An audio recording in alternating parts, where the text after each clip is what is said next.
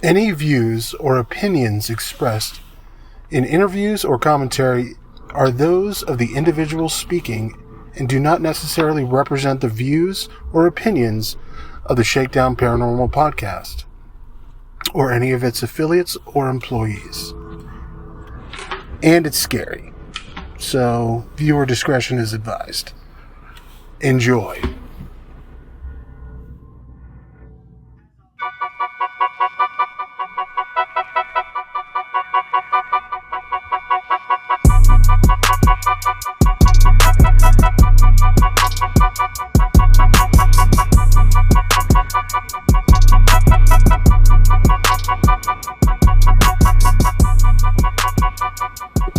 Alrighty guys, welcome back to Shakedown Paranormal Podcast with your hosts. I'm Mike. And I'm Kirsten. We have a very special guest with us here today.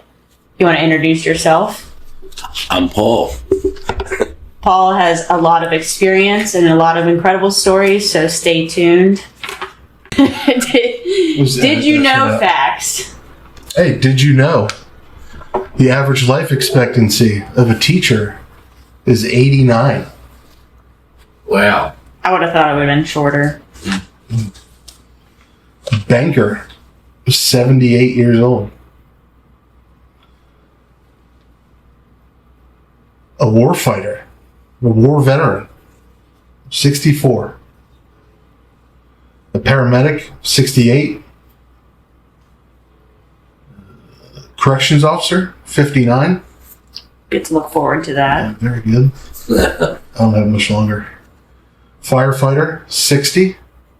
I'll be that next week. Well, you got plenty of time. Or no, in a couple of weeks. Oh, shit. Police is 57. Which, I get. It's still, It's still super fucking young. yeah. And a nurse is 52. Which is so crazy. Like, I would have definitely thought law enforcement or even a firefighter would have had more of a shorter timeline than what a nurse would, but then I guess it's like all the stress of the job too. Yeah, that's because the firefighters and paramedics drive the nurses crazy. Yeah, that's probably the start of it. Because we bring in so many patients all the time. That's probably the start of it. Hopefully that can change within the next 20 years. Like, that is such a short life expectancy. I know, like, the leading cause a lot of law enforcement officers of death is usually, like, your heart attack, things like in that nature. Same with firemen. The gong goes off, you jump up, slide the pole, put your gear up. You went from 0 to 100. Yeah. That fast. You're constantly on high alert and stressed. Yeah, same thing with police, but, like, nurse... I mean, if you think about it, though, especially... Yeah, it gets kind of the same thing. They're always on your feet. Stress. And then, I guess, working with patients. Like They do people 12-hour shifts. Depending on what they're working in the field and all that. Yeah. I mean, they're getting everything. The worst of the worst. Best of the best. Yeah, but I mean, I know a whole bunch of nurses that are in their 60s, approaching 70s, so 52, who knows? I mean, I guess I haven't calculated them all, I just know a bunch. And a bunch of them are older than me. But what do they do? I don't know if they were trauma nurses. A lot of them do, what is it called? The emergency The geriatric stuff? No, pretty much, yes. Hospice and stuff like that. I've got friends to do hospice. So, they call them the nice nurses. The nice nurses. Yeah. Not the nurse ratchets. Yeah. Alrighty, guys, so we're going to dive into this episode. Like I said at the beginning, this is Paul McClure. McClure, you said it right. He has 28 years of experience with Baltimore City Fire Department. You want to introduce yourself? Give us a little brief rundown. Brief rundown, starting from where? Just any experience you're willing to share. Okay. At least, what got you into firefighting? Basically, it was kind of a fluke. A friend of mine called me up and said, I have a fire department applications. Do you want one? And I said, sure, I'll give it a try. I was doing electrical contracting at the time, and working for a contractor, and I took the test and went down to the Civic Center. I think there was like 5,000 people down there. It was called the Civic Center back then, the Baltimore Arena, and I managed to score fairly well, and then there was a hiring freeze after I'd taken physical agility. They said, "Well, there's a hiring freeze," and I really didn't pay much attention to it. I thought, okay, the fire department's out. I was out partying, just being wild, drinking, doing every type of drug you could possibly imagine. Gave up on the fire department. Then I think 9 months prior to going into the fire department, I stopped doing all the drugs and alcohol. And since I stopped doing drugs and alcohol, I got another letter. Can you come in for a verbal interview? So I said, sure, I'll come in. And I was still working for an electric contractor. I think we were running new power into one of Towson State College's buildings. And so my interview was at like noon.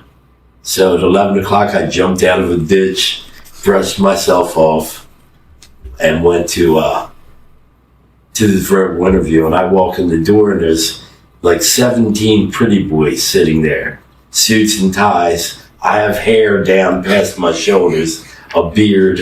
I got a bandana around my neck. My three-piece suit was like a jean jacket, jean vest, and I looked like a midget outlaw Josie Wales. And I was the first one called. That's crazy. Yeah, they probably respected that, though. I don't know if they did or not. I went that verbal interview. One of the chiefs opened the door and said, "Mr. McClure, can you step in?" And I walked in, and he said, "Mr. McClure, why do you want to come into the fire department?" And I really had no clue what I should answer, but I said, I think it's a cool job, and I think I'd be good at it.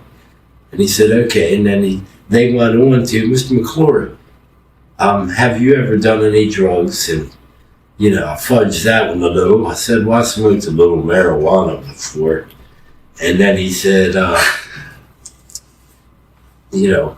asked me a couple other questions, and then said, "Mr. McClure, have you ever been arrested?" And I was like, uh-oh. I said, well, and he said, well, we have you for drunken disorderly, resisting arrest, all kinds of stuff, just over and over again. And this is just from 18 to 21. This has nothing to do with juvenile, which was atrocious too. And said, "Mr. McClure, we have you arrested for drunken disorderly, resisting arrest, assaulting police officers." And I'm like, quick, oh no, sir, that assault charge was dropped. Some more drunken disorderly, driving without a license again, fleeing and eluding officers, resisting arrest, assaulting police officers, or directing traffic and assaulting police officers on Baltimore and Calvert Street. And again, I said, no, sir, the assault charge was dropped. Because they have your original arrest record. They don't have just, the final. They have the original. And I'm like, oh, man. And I even looked at him and said, this isn't going very well, is it? And all the chiefs in there could not look up. They're like almost dying laughing so hard. Because they're like, look, what the heck is this? Why are they even sitting here? But they're cracking up. And but one chief just had a stone face.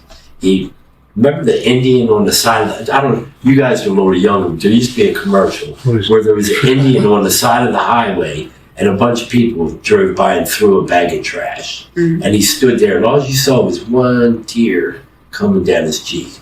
Well, the chief doing the interview, standing there, and then he says, "Mr. McClure, how's your driving record?" And I said, "Why as of now?" He said, "Why as of now it's suspended." I said, "No, sir, that suspension's been lifted." And he said, Mr. McClure, can you wait outside? So I said, yes, sir. I got up, grabbed my jacket off the back of the chair, walked outside, and the door closed and the room roared. They were in there laughing so hard, and all the pretty boys looked at me, and I was like, there's no way I got this thing. And then they opened up the door, and he said, Frederick said, come back in. Still had the stone face. None of the other chiefs could look up. They were just like shaking. Yeah, I'm laughing, so just holding their laughter in. And Frederick's chief walked around the desk, stuck out his hand, and said, Mr. McClure, if you can prove you have a valid driver's license, welcome to the fire department. Report July the 20th. That's awesome. That is awesome. Oh my God. So there's a little brief of how I got into the fire department. That is so, like nowadays it's just not as simple and Oh cut my and God, dry. no. Well, it's not that simple anyway, because the practices are different. Like once you got in, you trained. You flipped ladders up and down the parking lot so that you could, handle and ladders and stuff like that. You had to work through all the equipment. If you couldn't make a certain task, you weren't making it through the fire department. Mm-hmm. They weren't letting you in. They started stopping that, because everybody doesn't have that strength. Well, they shouldn't be in there. Mm-hmm. Do you want somebody who can drag you out of a building, or somebody who it's going to take 4 of them to drag you out of a building? Right. And it's like, and chances are they're not going to come in a building. And I've witnessed that. It's a shame. And what happens with them, instead of, when I went in, you got put on charges for being a coward. That is long gone. Yeah. Yeah, you were put on charges for being a coward if you didn't go in. And now, Now it was unsafe. Well, it's a fire. It's always unsafe. But now they're like, oh, well, now they're trying to save the firemen instead of the firemen saving the people. And it's a little sad. There's great firemen that are doing it every day. Mm-hmm. I know a bunch of them, they'll go right in, but there's a lot of them that become in charge, became, officers, and it's all political. It's all political bullcrap, and it's a shame. Yeah. You know. Yeah. It's crazy how different the idea of things is now. Mm-hmm. Like, it's not focused on what you're going in for the job for. It's more focused, like you said, on the person rather than the people. Right. And it shouldn't be. You should be focused more on the people. I mean, you signed up for a job. You know what it entails. If you can't do the job, then don't sign up. Exactly. When you got hired, they were probably like, man, this guy's got balls fleeing and eluding police and fighting cops and shit. Oh, I don't know if like, they looked at. No, they were. I don't know. I don't know. We could probably use this guy. They were. Yeah, I don't know if they thought that. I just think they just wanted to see how long I'd last in the fire academy. I don't think they thought that I was going to make it through. Really? Yeah. I was just their experiment, and basically I was their experiment, and their experiment saved my life. So it was pretty cool, because from living that type of lifestyle and then stopping, when you're where insanity becomes comfortable, and then when I go into the fire department, I mean, in Pimlico, West North Avenue, in those areas all the time, Reisterstown Road, there's always something happening. So I went from drunken drug chaos to sober firefighting, sober helping. It was almost like I was helping me, because guys would say to me, why are you talking to that drunken bum? And I said, because I am that drunken bum. And they would kind of look at me like the RCA dog. That guy's a drug addict, drunk. I'm like, I can relate to that guy. I'll talk to him. I'll tell him where there was certain 12-step groups in that area. Look, even if you don't want, you can go sit in there for an hour, drink a cup of coffee, and warm up. You know, we called the medic unit, when I first went in, we called it the gut bucket. Whenever a paramedic was off and they needed somebody to fill in, they would take a firefighter because we all have to be EMTs. So we're like their driver and assistant. And, you know, most of the time I didn't like it. I would rather be in a burning building than be on a medic call half the time. But what happened was one night we were coming back and I was riding Medic 17 with the girl Roz, who's since passed. Roz is dead. And but when we were coming back up, we had 20 calls already that night in 14 hours. And we're coming back up, it's 8 degrees outside. I look over, there's this old guy on the bench. Just, you know, he had already pissed himself. I said, Roz, he's going to freeze to the bench. I said, if we don't take him down. So we went to the firehouse, grabbed a cup of coffee, pulled back, got this guy, put him in the back of the medic, and I handed him coffee. I said, don't drink this because your teeth will explode. Just hold it for right now. You know, because it was 8 degrees. He was frozen, wrapped him up blankets. I said, we're going to take you to Liberty Medical, which is no longer there. But I said, we're going to take you to Liberty Medical. They're going to treat you like crap. I said, well, we'll wrap you up with blankets and you can sit in there until 6 or 7 in the morning. You know? And he had tears down his eyes saying thank you, but it was like, you know, I've come out of a blackout before in a blizzard. Pissed myself, walking through the snow, so freaking cold, and I'm young. This guy, you know, I guess he's like my age now. He could have been close to 60, or maybe he was younger. I don't know, because you know that lifestyle takes a toll. Yeah, definitely. Yeah. But you know, he was up there, and he was just wrecked. You know, and you know, basically, I worked on me. It was like all the time I worked on me. You know,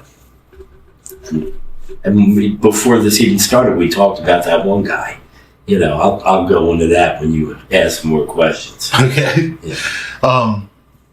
So, I mean, obviously it panned out for you in the end because, I mean, you go in for an interview. I mean, as they're thinking it's a fucking joke. Right. But you stay in 28 years. And the whole experience changed your life for the better, right? Yeah, pretty much. Yeah. I mean, it's kind of like jokes on. I got a little callous sometimes. You know, I had to watch. Plus, you have to watch what you say because we appear really callous to the public sometimes. Mm-hmm. Coming out of a fire, you have fatalities and stuff. I said to a guy, Donovan, look, Donovan, this guy froze like this. I mean, he burned in this position. He's sitting on the couch, he's burned, and it looks like he's smiling. I said, look, Donovan, he burned like almost to a crisp smile. He said, look closer, Paulie. He's not smiling. His lips burned off. Mm-hmm. You know, and it's like stuff like that you see where, you know, at that point in time, you might get a chuckle out of us. Some of us will say you guys are the sickest people in the world, but to see that so many times, yeah. You know, I had a guy, I called him the Timberline commercial, because this guy used to beat on his wife. He messed around. He gave her AIDS, and he came home drunk one night again. Kind of pushed her around, wrapped a red blanket around him, and passed out. She dumped fingernail polish remover on him, lit him on fire. He came out of the bedroom, evidently, I don't know where he was going, but he made it towards the kitchen sink, like he was going to try to throw water on him, and fell and burned and lit the kitchen on fire and part of the house. So when we put him out, he didn't have any clothes on. A couple pieces of red blanket stuck to him where he fell and suffocated the fire out almost himself. But we went in and put the kitchen out, found him. He was burned naked, everything but a pair of Timberline boots. And the Timberline boots were like perfect. Only the tops of them were singed. And I said to the detectives, because they have to send detectives in, since it's considered a murder, even though the lady, I called it self-defense. You know, she had just been abused too long. Yeah. You know, she'd probably still doing time, but she had been abused too long. And So she lit him on fire. And, it was wild. The Timberline Beach with the detectives. I said, look, that could be a Timberline commercial. And they weren't happy with me. Yeah. So. In these kind of professions, especially as a first responder, you have to have a different sense of humor. Definitely seriously. A dark sense of humor. I think if you don't, you'll eventually, if you're new, you'll get there. Yeah. You'll get there. If you don't get there, you're going to have mental, it's just going to consume you. Yeah. You have to figure out how to adapt and, I guess, deal with it, like what you see. Right. Because if you don't turn it into that, it's not normal what you're going through on a daily basis. Right. Especially the things that you're seeing. Like, there's such traumatic experiences, and most people won't ever experience something like that in their life. But you're doing it multiple times during your shift. Right. And just like you have your basic car fire. We get a car fire at 4 o'clock in the morning. We're always saying, don't open the trunk, don't open the trunk, don't open it. Because every time they open the trunk, there's a body in it. Now we have an investigation. We got to wait around for another 4 hours. And, our shift is already over, but we're sitting there on overtime. And it's like, that's terrible, though. You think about it. I'm like, don't open the trunk because I want to go home because I know there's a body in there. Mm-hmm. It's like, it's messed up like that. And that's how you're dealing with it. Yeah. Because it's your normal. And I've watched it with cops. I watched rookie cops go into bad neighborhoods thinking that they're going to be nice. They start out nice, like, hello, good morning, and then every day they hear, bitch, if you ain't had that badge and gun, I'd whip your motherfucking ass, every single day. Bitch, if you ain't had that badge and gun. But they liked us, because they would walk, like, I was on West North Avenue for a while, and a lot of tension was going on, but they walked down the street like a whole gang of guys. We're sitting outside the firehouse on, like, lawn chairs, fold metal chairs, and, just sitting outside, and they walked by and they said, y'all the only motherfuckers with a badge we like, And I was like, cool, because Yale, Park Avenue, Park Bench, we're coming to try to save them. Mm-hmm. The fire department's trying to save. I don't care if you're a murderer or, St. Francis, doesn't matter. If you're bleeding, we're going to try to stop the breathing. If you're not breathing, we're going to try to get you breathing again. Mm-hmm. If your heart stopped, we're doing CPR, full CPR. Respiratory, pulmonary, whatever. We're going to try to get you going. So that's just how that is. What made you stick it out for so long? You just fall in love with the career? I like the job and I like the guys. When the guys even said to me, come on, they called me Uncle Paul towards the end. Come on, Uncle Paul, don't retire. You still like it. And I said, that's precisely why I'm retiring. I said, see that guy over there that's all grumpy? I said, he doesn't even have as much time as me, and he's still that grumpy. I said, I don't want to be that guy. I have friends of mine who were in there for 40 years. I have a friend of mine in there right now that's got 35 years. And, they love it. I don't know. I love the fire department, but, you hear it's like once a Marine, always a Marine, once a firefighter. That's not my... that's not my whole life. Like, fire. I have a little shrine from the fire department, but it's like that. That's not my identity. That's probably what kept you interested in enjoying the career, not making it your identity. Because I feel like a lot of times people make things to who they are, right? But then it consumes them. Yeah, you have to have a life outside of work, no matter what your job is. And I know a bunch of people that didn't even know I was in the fire department because they just saw me doing construction all the time. And it's like I do construction a lot. I still do. I'm like, I'm Home Improvement LLC, and I do that. Mm-hmm. And I actually, my ideal is I'd like to work like 3 5-hour days. That's it. Work 3 5-hour days and that's it. And I got a pension. Well, I got half a pension. My ex-wife got the other half. My son said, "Can I marry you?" Get the rest of it. Yeah, unfortunately, I'm going through that right now. Mm-hmm. Kind of pain in the ass, so I'm trying to be working the rest of my fucking life. Yeah, well, that's just how it is. Yeah. I don't care. Nobody knew anything about pensions and stuff like that until like 1940. Yeah. There was no such thing. Yeah, pretty much. So some of the things that benefited you positively from this job, from working in Baltimore City Fire for so long. Oh, just actually, what benefited me was the wisdom of other people. I mean, I watched a bunch of guys like my last lieutenant, Mike. Mike was like, you know, a good guy. Wanted everything by the book and stuff like that. We kind of ruined him because it's like, Mike, come on, really? Intelligent. You know, I wasn't, I sucked at school. I didn't like school. So I didn't pay much attention while I was in school. And just, I went to old ghetto schools.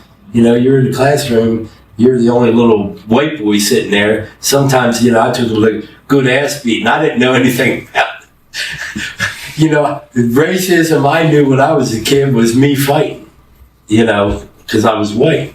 That happened a lot. I had a lot of friends that were black, but as we got older, they were being harassed sometimes for hanging out with me. I remember spending the night at my friend Donnie's house, and he'd say, you know, everything's cool, and then they started calling me the N-word lover, and they started calling him White Boy Donnie.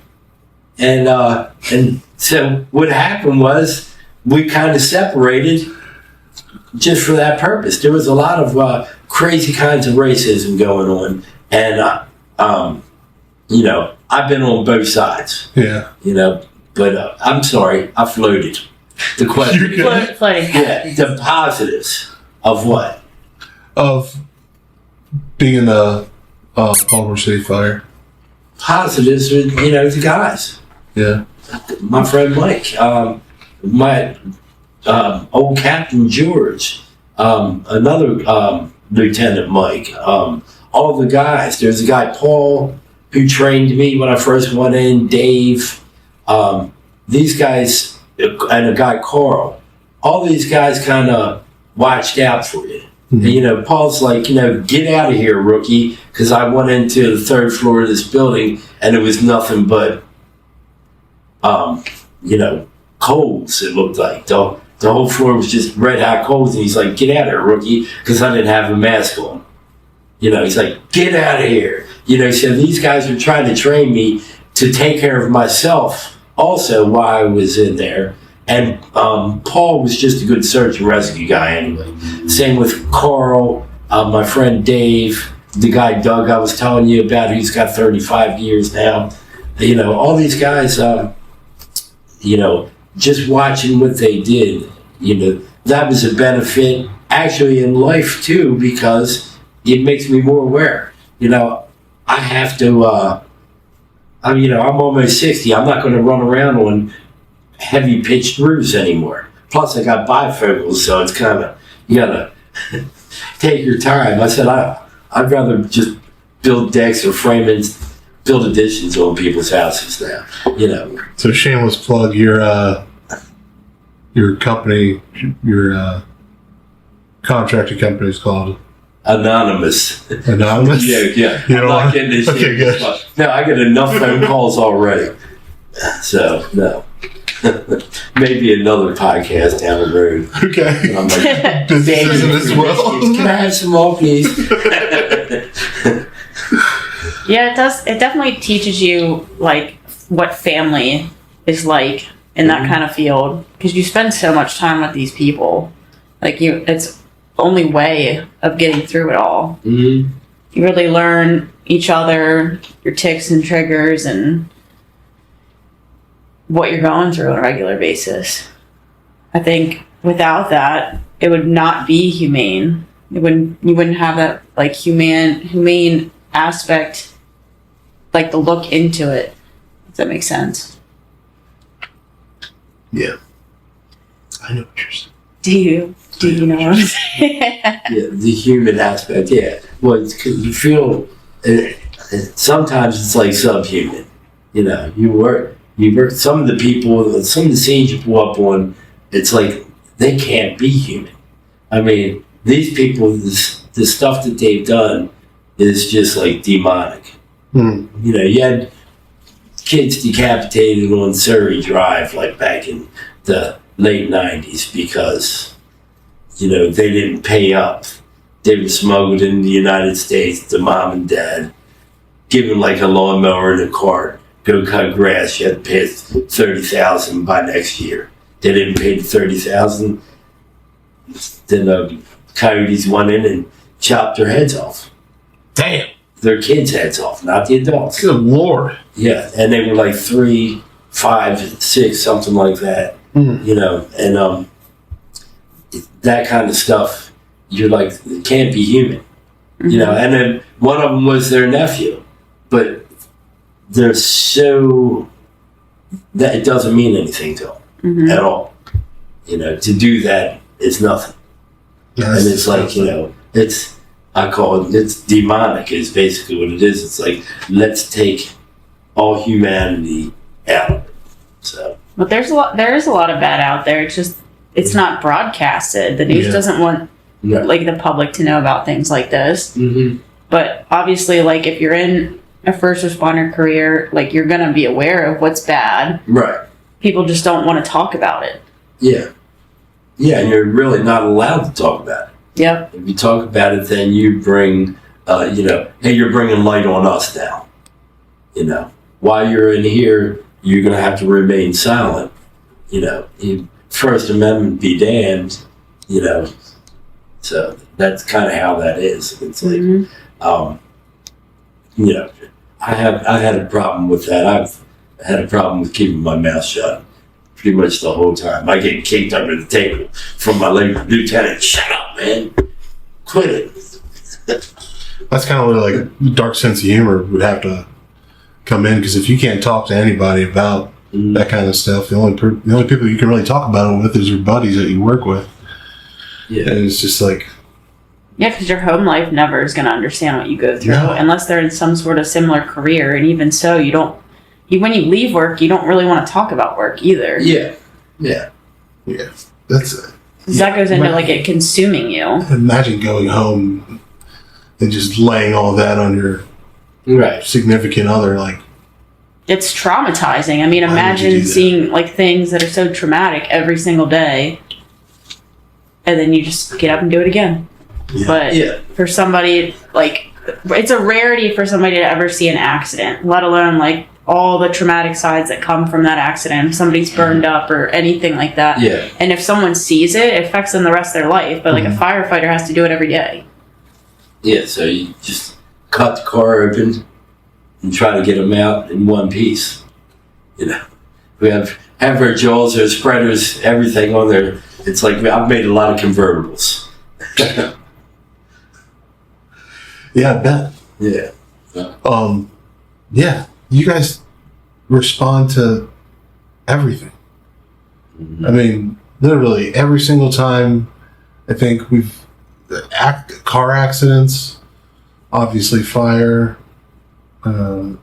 suicides, anything. Yeah. I mean, they're a first responder. They respond with the police and paramedics.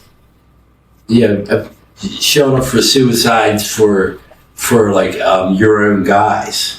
You know, the company that I was with, they had to go down the street and get one of their own guys who, that happened, like, I guess, after in the 90s, because the drug policy went in effect. So a lot of guys had liquid courage. You know, some of the guys that trained me most of them were dead. They were so high, but when the gong went off, they turned into super firemen. They're running up ladders and jumping through the window before the ladder even makes it to the building. You know, the crazy stuff. And then when they got sober, and I'm dragging some heavy guy to the window, and I'm like, "Get in here, help me, because we're going to roll him onto the porch roof." They couldn't come through the door. They looked like a deer in the headlights because they didn't have That's how they were dealing with it. Their courage anymore. Yeah. And a bunch of them got fired, drank themselves out of the job completely. You know, there's a lot of stuff you see, and you know, when you don't have an outlet, even if, you know, some guys will learn how to use the macho outlet, you know, this is all, you know, whatever, make a joke about it like we do a lot. But the reality of it is, I mean, it's some serious stuff. You're running out of ice fall October and November, September, October, November, dead baby month. I don't know how many shaken babies, dead babies we had. Tons of them. You know, and it's like, it was like all the time running out of house. Adults became no big deal at all. You know, that's how bad it is. You get babies, so once you're dealing with adult, find a DOA or something like that. Somebody who's already, you know, it doesn't have much effect, but carrying a bunch of dead kids has an effect. Same with losing them in a fire. You know, I had a guy step right over one, didn't do like a regular window sweep, and missed it. And you know, I mean, the kid was already gone, but nevertheless, when you miss it, it's like, you know, yeah, he was wrecked. Yeah, that's hard as shit to come back from. I can't even imagine that. I liked going to the fire department shrink. I went in and dumped, unloaded on this guy one day. I felt great. He came to me before I walked out of his office, shook my hand with a tear in his eye and said, "My heart bleeds for you." Oh my God. Yeah, that's what the shrink said. I'm like, what? Oh, dude, I feel good. After I talked to him, that poor guy was ready to commit suicide. Because it's not normal. Yeah. Like, you have to have a different mentality to be in this type of field. Like, you really do. Because it isn't normal for anybody, honestly. I mean, the things you talk about with the people you work with makes sense, but... Yeah, you're running into where everybody's running out. One of my questions was going to be, what's one of the craziest things that's ever happened? However, I mean, Jesus. Oh, Please. well, no. We pulled up on a fire one night, and this Chief Fred said, "I think there's kids in there," because I was going to throw the ladder to the second floor window in the rear. He said, "Go right in. I think there's kids there." And I go in, and as I pass through the basement door, you can see the sill. At the sill, it's glowing. And I want to key up heavy fire in the basement because we thought it was on the second floor, and I jumped over the first floor kind of and just went right to the second. So as I keyed up, poof, the floor let go. So I'm in the basement. Wow. And I'm like, truck 18, I'm in the basement. I got a heavy fire, need hose lines down here now. Nothing. Truck 18, I'm in the basement. I need hose lines down here now. Heavy fire. Nothing. What's going through your mind at that moment? Well, I don't know, but evidently when I fell through the floor, the radio thing changed. So communications is supposed to monitor all channels. So. Yeah. And so I'm sitting down there again. Finally, I said, "Mayday, mayday, mayday! Truck 18 trapped in basement. Need help now." Nothing. So I'm like, this isn't good. And then I just said, "Well, God, this is gonna hurt for like a minute," and then all of a sudden he was like, "Nope." A guy, Reggie, who we trained, one in the second floor window where the fire was, and it got hot in there, and instead of going back to his ladder, he said there was flames going out the window. I went in. He started coming down the steps, and they caved in, and he fell through the floor. When he fell through the floor, all you saw was hands sticking up out of fire, screaming. You know, now here's a guy fighting for his life. I go over, I'm trying to dig him out. There's another guy, Dave, who's on the end of a ladder, trying to reach down and grab Reggie's hand, because he had to put a ladder across the living room floor because the floor was caving in. So they had to put it across a couple rafters to hold it. And Dave is like these saucer eyes. You know, it was like, oh, we're all going to die in here, it looks like, you know. But Dave never let go of Reggie's hand. I started undigging, and then finally, a few minutes later, engine company gets access to the back, and I was able to run out there, grab their hose, put it in, while Dave and them pulled Reggie up through the floor. You know, wild stuff. Yep. I've had a couple of those experiences where you're like, okay, all right, God, this is it. Right. This is how I go. Yeah, that's exactly what I thought. And he was like, no, take care of Reggie. That's amazing. That is amazing. That's miraculous. The kind of courage that it takes to, and then to go back and do it all over again. Well, see, the thing about it too, though, if I look at it, like I'm like ready to lie down and die. And then here's another guy in the same situation almost, and he's screaming and fighting for everything that he's got. Reggie basically was teaching me how to live again, because I just went through a divorce, all kinds of stuff was happening. Kids are acting up, there's all kinds of trouble. It's just bad. Like the divorce, my car blew up, my pickup truck got totaled, my house foreclosed, all kinds of stuff because I was just a mental basket case. Then all of a sudden I fall through the floor, and Reggie has to teach me, dude, fight to live. Fight to live. So, Jesus. I used to say I was lay down and die drunk.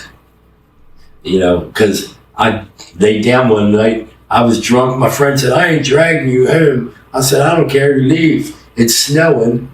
I lay down on the yellow line of like Glenmore Avenue up right off of Old Hartford Road and go to sleep.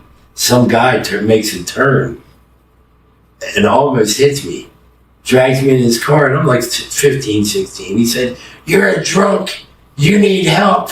You're a drunk, you need help. And I could remember waking up and passing out, seeing his face, and I woke up the next day in my bed. It was amazing. I was like, how the hell did I get here? This guy dropped me off, and it's like, lay down and die. All right, I'm done. I'm not walking anymore. It's snowing. I lay down on the yellow line. Good God. So there was my mentality. Yeah, somewhat similar experience when I lived in Savannah, in Georgia, where a lady gave me a ride home because I was just shit-housed on the side of the road, and did the same thing, blackout, come to. I'm like, I don't know who this lady is at all. Right. How did I get in this car? And I'm like, oh, well. And then come to, and then I wake up, I'm in a hotel room with all my buddies. I'm like, what happened, man? How did I get here? And they're like, oh, some lady dropped you off. I guess you told her where we were. I'm like, I guess so. It's like an angel place there. Yeah, pretty much. That's what I thought it was. I mean, shit, I still think so. I mean, yeah. Because, where she picked me up, I think I was in a pretty shitty part of Savannah. It's one of those, like, Martin Luther King Drive kind of places. Like, every single city is complete dog shit. And yeah, that was where I was at. Sometimes you need to be at the very bottom, though, to be lifted out of it. Yeah. It doesn't seem like it at that time, but now to look back. Yep. Oh, yeah. Do you have any advice for anyone that's going into the field or thinking about going into the field? Well, the job is great. The bureaucracy kind of sucks. But the job is great, and and even in the sucky bureaucracy, you still got some good people that were real firefighters. That's the only thing. They were like trying to separate it into this big business organization because there's cost $1 million just to have a hook and ladder or something like that driving down the street, and so there is a lot of money that you have to think about budgeting, but for the most part, you need actual firefighters, and you need chiefs who were actual firefighters. There's a lot of helmet guys. They transfer to a busy station so that they can put on that helmet, but when the shit hits the fan, we used to say they weren't worth a cup full of cold piss. basically, and it's like, or you wouldn't make a pimple in a real fireman's ass, all kinds of stuff like that. And we had a lot of those guys. And, there's actually some use for some of them. I've had a couple guys, I called them exterior firemen. Help me throw this ladder. Go back and throw another ladder to this window. If they continue throwing ladders, the guys who are in there have more areas to escape from. If something goes bad, they can get out. So, it's like train these people to do something. And then you have your panic people that they just can't think. Mm-hmm. Oh, there's a fire. They're running. They want to go in and put the fire out, and sometimes they do, and they'll run right in and run into a hole in the floor. Mm-hmm. That's kind of how I was when I was a rookie, and that's why these guys had to put the reins on me, because I was just like, yeah, let's go. Yeah. And then they tried to teach me, you really don't want a fire, because I was excited to get a fire. They're like, you don't want a fire because somebody's shit's going to burn down. People are going to lose stuff, so, you really don't want one. But, when you're new like that, you're like, oh, yeah, you get a couple fires and somebody calls you a fireman and your ego's all puffed up, you're all ready to get the next one. Let's go to the busiest companies in the city, where they get fires all the time. And it's actually excellent, great training, but, the reality of it is you really don't want people's stuff to burn down, and it's like kind of a twisted thing, because you actually want experience, but at the same time, you don't want people's stuff to burn down. Mm-hmm. Yeah. So, there's all kinds of paradoxes in the job. Yeah, I get that. Another question I gotta ask everybody that comes on the show. Any kind of paranormal experience? Any things you can't explain? Something that... Me being here, that's paranormal enough, so I can't explain that. As far as, they found me dead so many places. They found me dead on, like, Hugo up off a hill and road one day, in between Hartford Road. I don't know if it was drinking or drugs, but I was dead in the gutter, and the paramedics found me and threw me in the medic unit. Hit me with the paddles. I came to, I thought they were cops, because they had like a little uniform on. I remember yelling, "You effing pigs, let me out of here." And they're like, "Dude, we're not the cops, you are just dead." They were hitting me with the paddles. I said, "Well, I'm not effing dead now. Let me out of here." And I bust out and start running up Hill and Road, with an IV line still on my arm. And didn't even know it. Ripped it out and just kept running until I didn't see lights anymore. And, so they saved me. I don't know how anybody found me. But the last time I think I was just smoking PCP and eating Quaaludes. So the last time I came to from that, my brother had come over. Maybe to catch a buzz, I don't know, but found me dead laying in the corner of the couch. And he started doing a precardial thump. Everybody left because they thought my brother was just whipping my ass. But basically, he gave me a jump start. And when I came to the next day, I heard, "Paul, it doesn't have to be that way anymore." And then I went to this meeting and I talked to this guy, Roland. And he said, "Man, I think you should go home and pray." So I went home and I prayed. And I didn't go home and pray. So I got on my knees and prayed. I did a double take though, even though I was the only one in the house. Because my first ex, I have two of them. My first ex took my daughter and her down to the mother-in-law's house because I was dead on the couch the night before from smoking too much weed. So I'm in the house by myself. I get down, do that double take, say a prayer. I roll into bed, and I'm like laying there like that, with my eyes closed. I open up my eyes, and there's something staring at me. And I'm like, what? And I grabbed the thing by its head. All I could see was fiery red eyes. And I pushed it away. And I'm laying there, and I'm looking at it.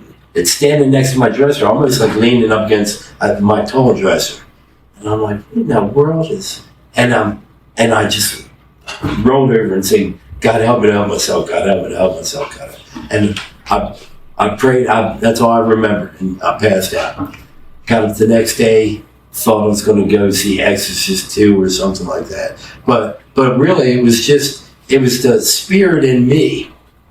When I look at that picture of that thing standing there staring, even with the red fiery eyes, it was like it had just lost something. It lost total control. Yeah, it was like your own demon. Yeah. And it was like being expelled from me, but presented to me. My own demon scared me straight. And that kind of stuff happened. Now, we had a guy, I was telling you earlier, before you got here, we had a guy on a medic run one day. And Naughty was selling drugs in the wrong territory. Naughty was from East Belvedere, and he's there from on the west side. And he got shot up a bunch of times, and we're trying to patch him up, trying to save him, but he had a good bunch of fatal wounds. And so we get him in the medic unit, and he's yelling, I'm on fire. I'm on fire. My feet are burning. And